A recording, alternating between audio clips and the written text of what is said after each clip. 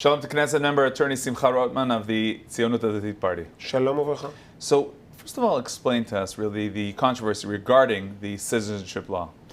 Okay, so we have in Israel a citizenship law that basically it's temporary citizenship law that was extended for many years, since 2003.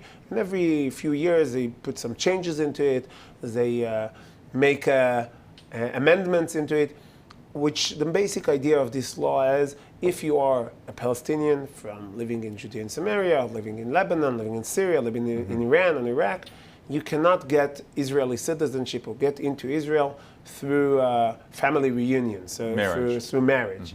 And the idea basically is to prevent the right of return of the Palestinians that left here. And it's based on cases, right? There were cases in which there were terrorists. And also, it's that's the national reason is to prevent the right of return of the Palestinians and not let them change Israel and turn it into a second Palestinian state.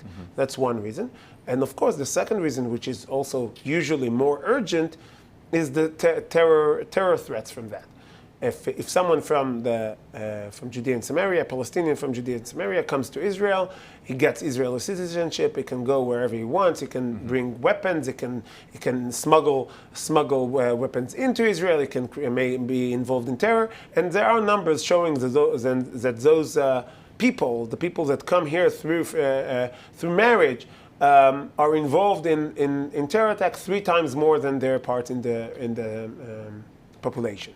So that's the temporary law, but over the years, as I said, this band-aid over this big wound of that pouring into Israel, people that wants to change Israel and turn it into a non-Jewish state, the small band-aid became smaller and the wound became larger and more Different and more compromises? And there is the humanitarian clause, and there are people over the age of 35, over the age of 25.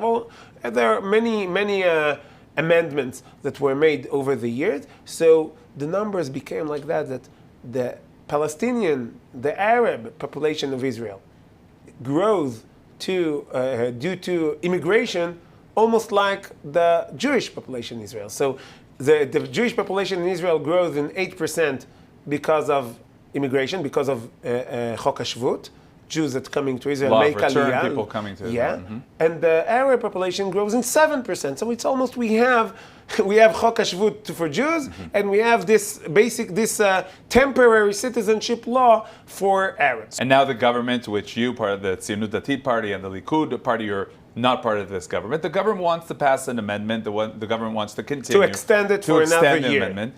Why are you against? As I said, this law is not a good law. This law allows it's almost like the law of return for Jews in Israel. It changes Israel.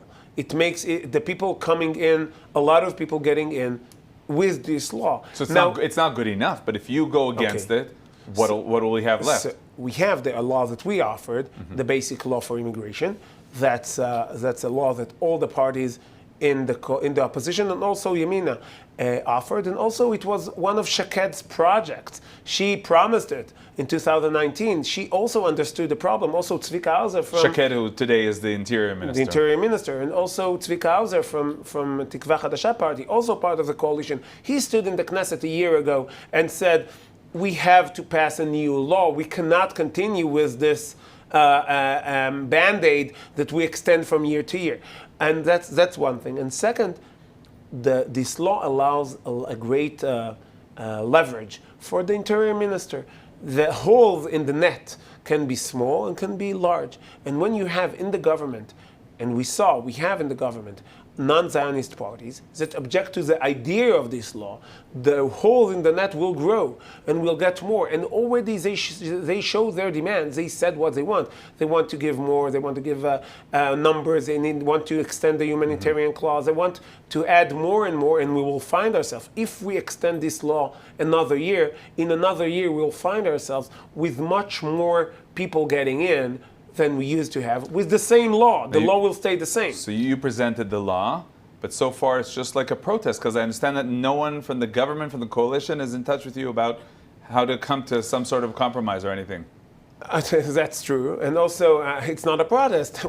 I suggest, I'm not sure my view will be accepted in all members of the opposition, but my suggestion is that we will object, and we will say we will support only the basic law. We will not support the bad temporary law that you are offering, because the time has come for a reform in the immigration laws in Israel.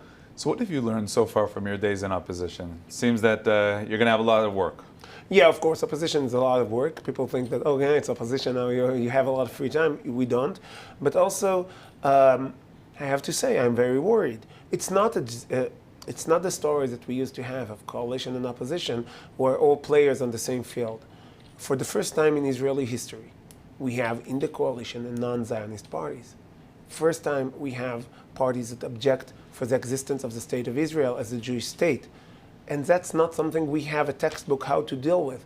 We don't know how to deal with a coalition that works, that parts of it works to kill Jews, just plain and simple, that supports, with government money maybe, people that were trying to kill Jews in pogrom-like events in Lod, in Akko. So they fund their the legal aid. They help them pay the fines. They help them get out of jail. That's the situation. We never have had this, so we don't know, as an opposition, how to deal with this situation. I hope we won't have too much time to learn. Okay, Knesset member Attorney Simcha Rothman of the Zionism Party. Thank you very much. Thank you.